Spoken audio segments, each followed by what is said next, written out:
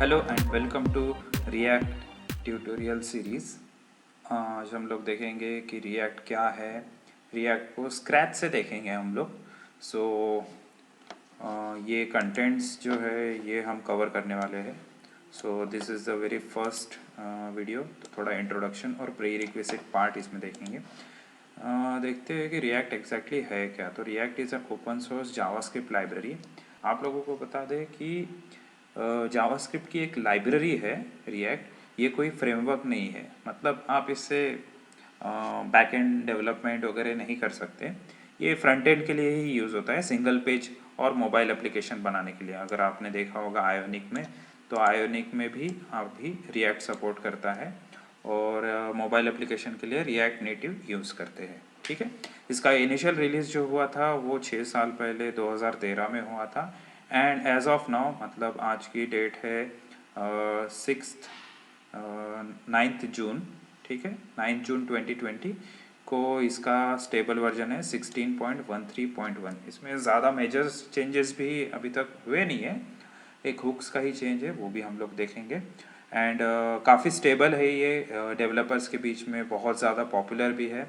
तो देखेंगे हम स्क्रैच से। अगर आपको इससे पहले कभी भी आपने रिएक्ट सीखा नहीं है, तो इसमें जितने भी हम टॉपिक्स है, मैक्सिमम टॉपिक्स हम इसमें कवर करेंगे। जो भी टर्मिनोलॉजीज यूज़ करते हैं वो सारी चीज़ें कवर करेंगे, ताकि आप रिएक्ट नेटिव या फिर आगे चल के अगर आप आयोनिक में इसको इंटीग्रेट करना चाहते हो तो इंटीग्रेट कर सकते हो।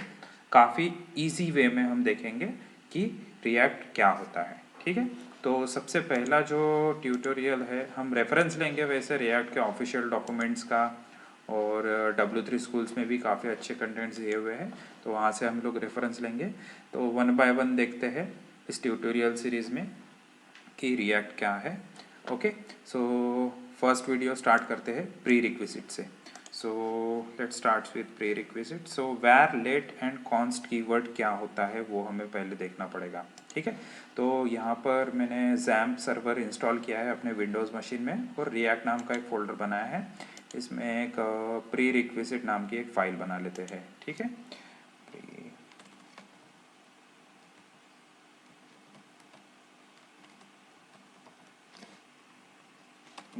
.html। ठीक है, जावास्क्रिप्ट के कोड्स नॉर्मली HTML में हम लिख सकते हैं, तो इसको HTML में ही रखते हैं। फाइन। सो यहाँ पर सबसे पहले वैर लेट और कांस्टेंट, एंड इसको कमेंट करके रखता हूँ मैं। ओके, एंड यहाँ पर इसको स्क्रिप्ट टैग में लिखना पड़ेगा। Okay, fine. सो वैर, जनरली वैर x इक्वल्स टू, अगर मैं 10 लिख देता हूँ तो क्या होता है कि ये 10 वेरिएबल जो है, सॉरी x वेरिएबल है, ये ब्राउज़र पे अवेलेबल हो जाएगा।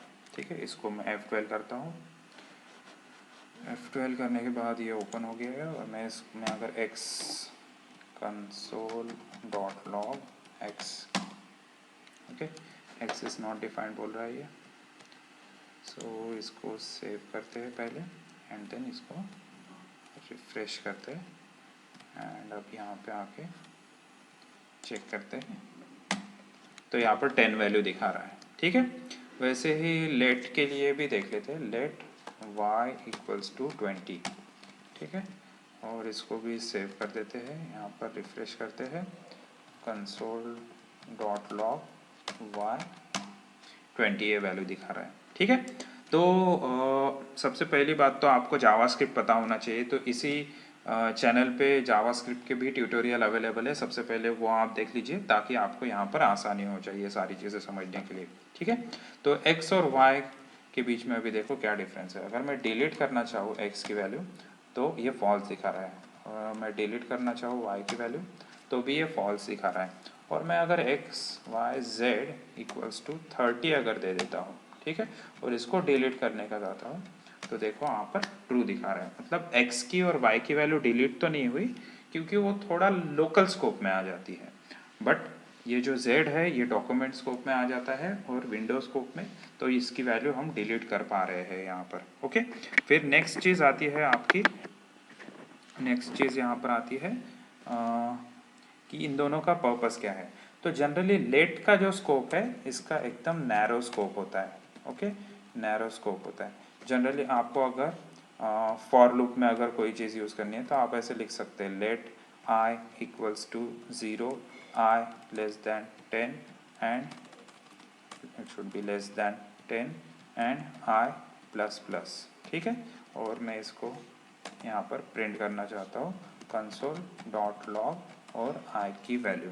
इसको सेव करते हैं, यहाँ पर आके रिफ्रेश करते हैं तो आप देख सकते हैं 0 से लेकर 9 तक यहाँ पर वैल्यू प्रिंट कर रहा है। इसके बाद इसको मैं कंट्रोल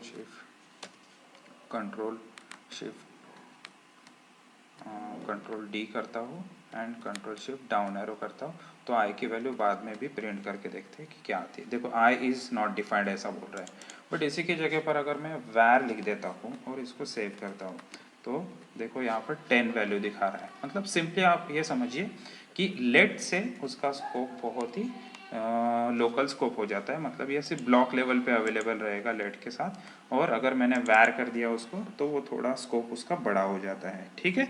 इसका मीडियम स्कोप रहता है, ठीक है, मीडियम स्कोप, ओके। और जो z है, z इक्वल्स टू अगर मैंने 30 दे दिया तो ये इसका सबसे बिग स्कोप रहता है, ठीक है, narrow medium and large scope, okay. इसका लार्ज स्कोप रहता है, z हमेशा हर जगह पे अवेलेबल रहेगा, ओके। तो यही एक डिफरेंस है जो कि आपको ध्यान रखना है, ओके। फिर आपका आता है इसके बाद कांस्टेंट कीवर्ड। तो कांस्टेंट कीवर्ड क्या करता है यहाँ पर देखते हैं कि इसको कमेंट कर देते हैं। कॉन्स्ट मैं अगर लिख देता हूँ a इक्वल्स टू पाई की वैल्यू लेते हैं, पाई इक्वल्स टू 3.14, ठीक है, पाई इक्वल्स टू 3.14। तो इसको सेव करते हैं एंड यहाँ पर आके रिफ्रेश करते हैं एंड पाई की वैल्यू को प्रिंट करके देखते हैं, console dot log and then pi, okay. तो 3.14 आ रहा है। मैं अभी पाई की वैल्यू क्या करता हूँ, इसको चेंज करने की कोशिश करता हूँ, 22/7, ठीक है। तो देखो यहाँ पर असाइनमेंट टू कांस्टेंट वेरिएबल, ये एक एरर आ रहा है। क्यों? क्योंकि कांस्टेंट वेरिएबल को हम असाइनमेंट नहीं दे सकते। एक बार कांस्टेंट क्रिएट हो गया तो वो क्रिएट हो गया है। तो ऐसे बहुत सारी चीज़ है रिएक्ट में, हम लोग वो फंक्शंस बनाएंगे, वेरिएबल्स बनाएंगे जिसको हम कांस्टेंट बना देंगे, उसकी वैल्यूज़ वगैरह चेंज करनी है तो वो हम नहीं कर सकते directly by using assignment operator, okay. So ये चीज़ है डिफरेंस वैर, लेट और कांस्टेंट में। सेकंड आपका प्री रिक्विजिट में आता है एरो फंक्शन। तो एरो फंक्शन क्या करता है, इसको मैं कमेंट कर देता हूँ, ठीक है। एरो फंक्शन अभी क्या करता है वो देखते हैं। सो एरो फंक्शन, ठीक है। तो सिंपली आप अगर दो नंबर्स को एडिशन करने का फंक्शन बनाना है तो फंक्शन क्या करेंगे आप, add x comma y, okay. और यहाँ पर लिख देंगे रिटर्न एक्स प्लस वाई, ठीक है।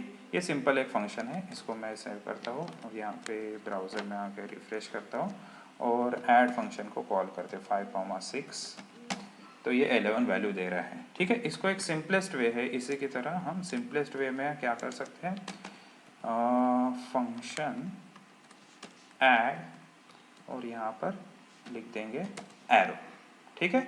सिंपली क्या करना है, सिर्फ आपको एरो यूज़ करना है, ओके। और इसको असाइनमेंट इस तरह से देना है,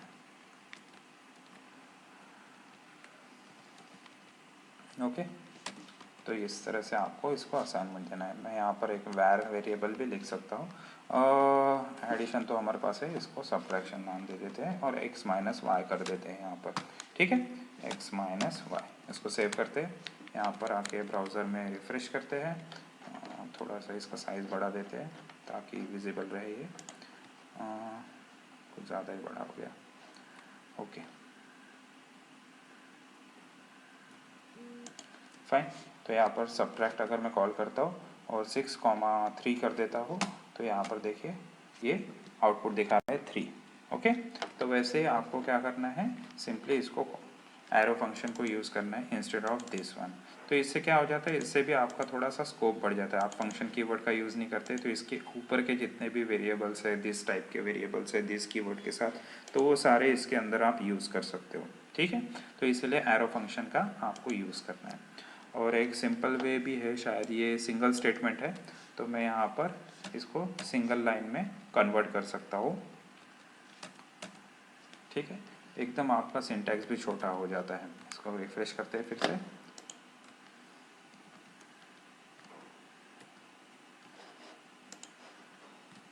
ओके, अनकोड, यहाँ पर रिटर्न लिखने की ज़रूरत नहीं है क्योंकि सिंगल लाइन स्टेटमेंट है तो मैं वो रिटर्न ही करेगा हमेशा। ठीक है, यहाँ पर रिफ्रेश करते हैं और मैं सब्ट्रैक्ट करता हूँ अभी और 5,2 कर देता हूँ। तो देखिए यहाँ पर अभी भी ये वर्क कर रहा है। तो इससे सिंटैक्स भी आपका काफ़ी अच्छा हो जाता है और आपको एक्सेसिबिलिटी भी ज़्यादा मिल जाती है by using this arrow function. तो ये भी आपको पता होना चाहिए अगर आप रिएक्ट सीख रहे हैं तो। ठीक है, फिर आपका थर्ड आता है, थर्ड इज़ टेम्पलेट लिटरल्स। ठीक है, टेम्पलेट लिटरल्स क्या होते हैं वो देख लेते हैं अभी। तो यहाँ पर आने के बाद अगर मैं टेम्पलेट लिटरल्स देखना है तो लेट से मुझे एक आउटपुट जनरेट करना है, x इक्वल्स टू 10 ये वैल्यू प्रिंट करनी है। ओके, और मुझे कंसोल डॉट लॉग में इसको प्रिंट करना है x इक्वल्स टू और फिर x की वैल्यू। ठीक है, इसको ऐसे प्रिंट करना है और यहाँ पे ब्राउज़र में आके रिफ्रेश करते हैं तो x इक्वल्स टू 10 ये वैल्यू दिख रही है। ठीक है, बट टेम्पलेट लिटरल्स का यूज़ करके आप क्या कर सकते हैं, इसको थोड़ा आसान बना सकते हैं। ठीक है, आसान कैसे बनाएंगे, आपको इसकी जगह पर बैक कोट यूज़ करना है और यहाँ पर भी बैक कोट यूज़ करना है और x इक्वल्स टू लिख देना है x। ठीक है, x इक्वल्स टू लिख देना है x। तो रिफ्रेश करता हूँ मैं, यहाँ पर आप देख सकते हैं कि x इक्वल टू x दिख रहा है, लेकिन मुझे तो अभी उसकी वैल्यू चाहिए। तो मैं क्या करूँगा, इसके अंदर डॉलर सिंबल का यूज़ करूँगा और यहाँ पर एक एक्सप्रेशन लैंग्वेज जैसा ये है, करली ब्रेसेस आपको यूज़ करते हैं। ठीक है, इसको मैं रिफ्रेश करता हूँ, देखिए आप यहाँ पर देख सकते हैं आउटपुट दिख रहा है। और इसकी जगह अगर मुझे ऐसा लिखना है कि x इंटू एक्स मतलब स्क्वायर ऑफ x दिखाना है तो मैं यहाँ पर इसके अंदर ऑपरेशन भी परफॉर्म करके देखते हैं कि ये रन होता है या नहीं। तो मैं इसको रिफ्रेश करता हूँ तो देख सकते हैं आप इसके अंदर ऑपरेशंस भी परफॉर्म होते हैं। तो यही है टेम्पलेट लिटरल्स। तो कई जगह पे आपको कॉन्केटिनेशन करने में अगर दिक्कत आती होगी तो आप इसका टेम्पलेट लिटरल्स का यूज़ कर सकते हैं टू कॉन्केटिनेशन। ओके, फिर आता है आपका डिफ़ॉल्ट पैरामीटर्स। सो डिफ़ॉल्ट पैरामीटर्स क्या होते हैं, अगर मैंने फंक्शन में, लेट्स से फंक्शन मैंने बनाया और ऐड में डाल दिया x, y, z। ठीक है, और इसके बाद मैंने इसमें रिटर्न कर दिया x plus y plus z. ठीक है, तीनों वैल्यूज़ की एडिशन जो है वो मैंने रिटर्न कर दी। यहाँ पर रिफ्रेश कर दिया, यहाँ पर मैंने ऐड फंक्शन को कॉल किया 5, 6, 7। ठीक है, तो ये देखो 18 ये वैल्यू आउटपुट दे रहा है। बट व्हाट इफ़ मैंने अगर ऐसा कर दिया, आई ऐड 5, 6 किया सिर्फ। ठीक है, तो ये नॉट अ नंबर दिखा है क्योंकि मैंने z की वैल्यू पास ही नहीं की। तो मैं यहाँ पर क्या कर सकता हूँ, इसकी वैल्यू यहाँ पर ऐसे डिफ़ॉल्ट वैल्यू पास करके रख सकता हूँ। मैं इसको रिफ़्रेश करता हूँ। ठीक है, इसको मैं रिफ़्रेश करता हूँ और अब एरो प्रेस करके फिर से अगर ऐड करने की कोशिश करता हूँ तो देखो ये वर्क कर रहा है। और मैंने अगर थर्ड वैल्यू पास की तो वो थर्ड वैल्यू के साथ भी एडिशन मुझे दे देगा। ठीक है, तो राइट साइड से आपको फिलअप करते जाना है डिफ़ॉल्ट वैल्यूज़ को। ठीक है, आपके फंक्शंस के अंदर अगर आपको लगता है कि नया कोई वेरिएबल ऐड करना है तो आप उसको क्या कर सकते हो, लास्ट में ऐड करके रख सकते हो, मतलब लास्ट में रख सकते हो और उसमें एक डिफ़ॉल्ट वैल्यू दे दो ताकि पहले जहाँ पर वो ऐड फंक्शन यूज़ हो रहा है वहाँ पे भी वो ब्रेक ना हो और न्यूली जो आप फीचर्स डाल रहे हो उसमें भी वो अच्छे से काम करे। ठीक है, तो इसके लिए ये जो डिफ़ॉल्ट पैरामीटर वाला फंक्शन है वो आपको यूज़ करना बहुत ज़रूरी है उस केस में। ठीक है, इसको भी मैं कमेंट करके रख देता हूँ एंड ये फाइल में डिस्क्रिप्शन में डाल दूंगा इसकी लिंक, तो आप लोग भी फिर इसका रेफरेंस ले सकते हो जो भी टॉपिक्स है उसके ऊपर। ठीक है, ऑब्जेक्ट लिटरल्स। तो ऑब्जेक्ट लिटरल्स अभी क्या होते हैं वो भी देख लेते हैं यहाँ पर।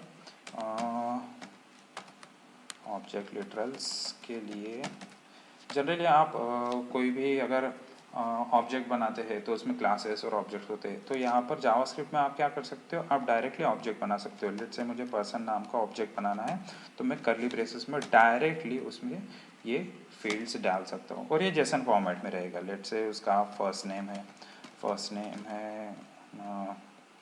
नियो, ठीक है, नियो, और फिर उसका लास्ट नेम है एंडरसन, ठीक है, नियो एंडरसन। इसको सेव कर देते हैं और यहाँ पे आके ब्राउज़र में इसको रिफ़्रेश करते हैं तो पर्सन डॉट फर्स्ट नेम अगर मैं डालता हूँ तो देखो यहाँ पर स्ट्रिंग फॉर्मेट में उसकी वैल्यू आ रही है। अब मुझे अगर इसमें कोई फंक्शन भी ऐड करना है तो मैं फंक्शन भी ऐड कर सकता हूँ। तो यहाँ पर मैंने दे दिया लेट्स से शो डेटा और इसमें डाल दिया फंक्शन, ठीक है, और मैंने इसको किया कंसोल डॉट लॉग, यहाँ पर मैं डाल देता हूँ हेलो, इसमें भी अभी टेम्पलेट ट्यूटोरियल्स आता है हमें तो उसका यूज़ करते हैं, ठीक है, hello dollar this dot first name और स्पेस देकर dollar this dot last name, ठीक है, दिस डॉट फर्स्ट नेम और दिस डॉट लास्ट नेम। तो इस फंक्शन को हम लोग अभी कॉल करके देखेंगे यहाँ पर शो डेटा को। सो मैं यहाँ पर दे देता हूँ person dot show data, okay. तो देखिए यहाँ पर ये हेलो नियो एंडरसन यहाँ पर लेके आ रहा है, ठीक है। तो इस तरह से आप क्या कर सकते हो, ऑब्जेक्ट लिटरल्स का भी यूज़ कर सकते हो। कोड भी काफ़ी सिंपल लिखने में हो जाता है और आपको फंक्शंस वगैरह एक्सेसिबल करने हैं तो वो सारी चीज़ें भी यहाँ से एक्सेस हो सकती है ऑब्जेक्ट लिटरल्स का यूज़ करके। उसके बाद आता है रेस्ट और स्प्रेड ऑपरेशंस। इसके लिए मुझे थोड़ा सा डॉक्यूमेंट देखना पड़ेगा थोड़ा क्लैरिटी के लिए, ठीक है। ये मैं ज़्यादा यूज़ नहीं किया है इसलिए इसके लिए हमें थोड़ा डॉक्यूमेंट देखना पड़ेगा। तो मैं इसको राइट क्लिक करके इसको गूगल पे सर्च करता हूँ और यहाँ पर ऑफिशियल डॉक्यूमेंट या फिर कोई भी जो डॉक्यूमेंट होगा, ठीक है, ये स्प्रेड सिंटैक्स यहाँ पर दिया हुआ है। तो ये कुछ ट्रिपल डॉट ऑपरेटर के साथ वगैरह यूज़ करते हैं, काफ़ी अच्छी चीज़ है, इसको भी देख लेते हैं हम लोग, ठीक है। तो यहाँ पर देखते हैं फंक्शन कांस्टेंट आर्गुमेंट्स और अप्लाई फंक्शन आर्गुमेंट्स और ट्रिपल डॉट के साथ, ठीक है। ये ही इसी तरह शायद ये कॉल होता है। तो हम लोग इसको एक एडिशन वाले फंक्शन के साथ देख लेते हैं। फंक्शन ऐड एंड यहाँ पे कर देते हैं एक्स कॉमा वाई, ओके, और यहाँ पर रिटर्न कर देते हैं एक्स प्लस वाई, ठीक है। और फंक्शन ऐड में नॉर्मली इतना ही है तो मैं इसको कर देता हूँ रिफ्रेश और यहाँ पर ऐड फंक्शन को कॉल करते 5,6, ठीक है।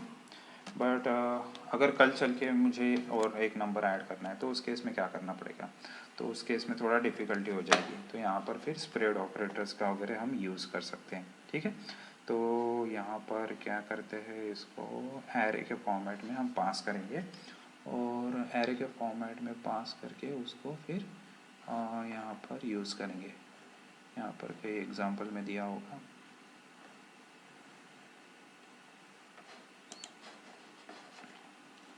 कोई दूसरा डॉक्यूमेंट में देखते हैं javascript.info में।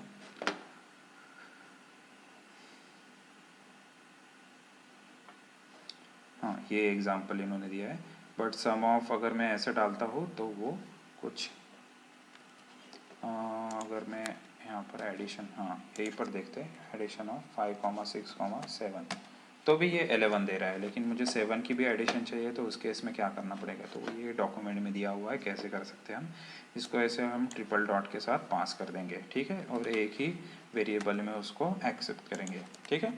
तो यहाँ पर मैं इसको आर्गुमेंट्स ARGS में पास कर देता हूँ और यहाँ पर फॉर लूप चला देंगे हम, ठीक है।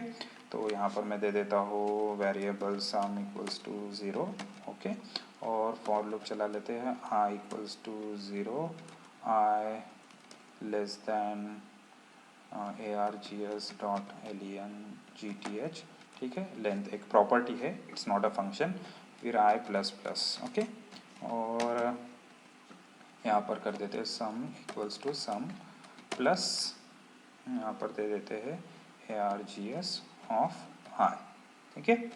और सबसे लास्ट में जैसे टोटल हो जाएगी रिटर्न कर देते हैं सम की वैल्यू को। इसको सेव करते हैं, यहाँ पर आके रिफ़्रेश करते हैं और यहाँ पर आने के बाद इसको लिखते हैं, क्या लिखेंगे हम, ऐड, वही फंक्शन को कॉल करके देखते हैं तो देखिए यहाँ पे बराबर एडिशन हो रही है। एंड ये देखो, ये एक चीज़ ध्यान रखना, आप यहाँ पे बार बार ये लेंथ को ये एक्सेस कर रहा है, तो उससे बेटर है कि आप लेंथ पैरामीटर पहले अलग से क्रिएट कर लीजिए और उसको फिर यहाँ पर यूज़ कीजिए, नहीं तो वो बार बार उसको कॉल करेगा और आपका परफॉर्मेंस थोड़ा लो हो जाएगा। ये गुड प्रैक्टिस इसमें दिया हुआ है ये सारी चीज़ें। ठीक है, मैं इसको रिफ़्रेश करता हूँ और अभी एक और नंबर ऐड करके देखते हैं, यहाँ पर 6 7 और ऐड कर देते हैं।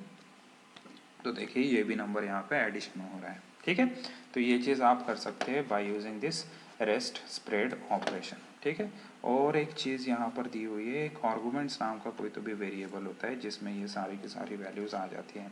तो मैं यहाँ पर ट्राई करके देखेंगे इसको, console.log और आर्गुमेंट्स नाम के वेरिएबल में इसको पेस्ट करके देखते हैं, रिफ्रेश करते हैं और उसको फिर से रन करके देखेंगे उसी सेम फंक्शन को। तो आप यहाँ पर देख सकते हैं, देखो आर्गुमेंट्स में वो सारे के सारे वैल्यूज़ आ गए हैं। ठीक है, आर्गुमेंट्स में देखो 0 1 2 3 पे वो सारे के सारे वैल्यूज़ आ गए हैं। तो ये एक चीज़ भी आप देख सकते हैं by using triple dot operator, या फिर इसको स्प्रेड और रेस्ट स्प्रेड बोल सकते हैं। ठीक है, रेस्ट पैरामीटर्स। फाइन, तो इसका भी आपको यूज़ करना पड़ सकता है जब भी आप रिएक्ट में कंपोनेंट्स में जब एरेज वगैरह पास कर रहे हो तो उस समय। ठीक है, उसके बाद आता है डिस्ट्रक्चरिंग असाइनमेंट। डिस्ट्रक्चरिंग असाइनमेंट क्या होता है वो देख लेते हैं, इसको भी कमेंट करके रखते हैं। डिस्ट्रक्चरिंग ऑपरेटर, यहाँ पे डिस्ट्रक्चरिंग असाइनमेंट। ठीक है, अगर मेरे पास कुछ वेरिएबल है, let's say var a var b और एक एरे है var arr इक्वल्स टू 10,20। ठीक है, और मुझे अगर अभी कंसोल डॉट लॉग करना है a की वैल्यू और similarly control D duplicate and b की वैल्यू भी मुझे प्रिंट करनी है। तो यहाँ पर आने के बाद ब्राउज़र में मैं जैसे रिफ़्रेश करूँगा इस चीज़ को, तो यहाँ पर आप देख सकते हैं कि अनडिफाइंड दिखा रहा है। तो मैं क्या करूँगा, यहाँ पर इसको लेफ़्ट साइड में कर्ली ब्रेसेस a b और यहाँ पे राइट साइड में arr पास कर दूँगा। इसको सेव करता हूँ और अभी रिफ़्रेश करके देखता हूँ।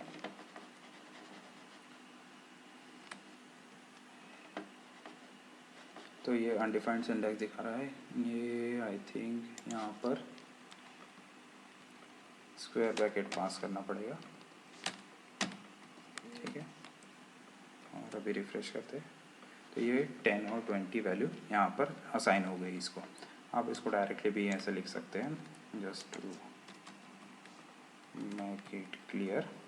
ठीक है, तो डिस्ट्रक्चरिंग मतलब ये इस तरह से आप क्या कर सकते हो, उसको पास कर सकते हो वैल्यूज़। ओके, तो इससे क्या होगा कि आपका कोड भी थोड़ा क्लियर रहेगा और कम से कम चीज़ों में आपका काम हो जाएगा। यहाँ पे मैं var दे सकता हूँ और इसको भी निकाल सकते हैं, से रिफ़्रेश, देखो फिर भी ये वैल्यूज़ चली गई है उसको। और इसमें डिस्ट्रक्चरिंग ऑब्जेक्ट्स भी होता है। तो लेट्स से मेरे पास एक ऑब्जेक्ट है var first name comma last name. ठीक है, और इसको इक्वल्स टू कर देते हैं डिस्ट्रक्चरिंग ऑब्जेक्ट, मतलब कि एक लेट्स से पर्सन को ही यूज़ कर लेते हैं हम लोग। ठीक है, तो पर्सन ऑब्जेक्ट हमारे पास कहीं तो भी हमने बनाया था। ओके, सो ये पर्सन ऑब्जेक्ट बनाया था हमने, इसको कॉपी कर लेते हैं यहाँ पे, इससे पहले इसको पेस्ट कर देते हैं। ओके, और अभी फर्स्ट नेम और लास्ट नेम को प्रिंट करके देखते हैं, सेम चीज़ ट्राई करके देखेंगे। यहाँ पर आके इसको हेलो दिस की जगह भी सिर्फ फर्स्ट नेम डाल के देखते हैं।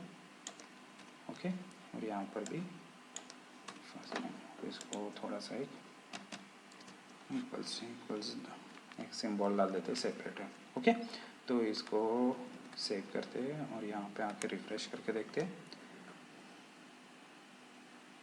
तो देखिए यहाँ पर ये बराबर से वर्क कर रहे हैं। तो एरे को आप इस तरह से डिस्ट्रक्चरिंग कर सकते हैं, और ऑब्जेक्ट है आपका तो वो उसको इस तरह से आप डिस्ट्रक्चरिंग करके रख सकते हैं। ठीक है, so this is nothing but object और डिस्ट्रक्चरिंग ऑपरेटर्स। ओके, इसको भी कमेंट करके रख देते हैं, नेक्स्ट टॉपिक देखेंगे इसके बाद।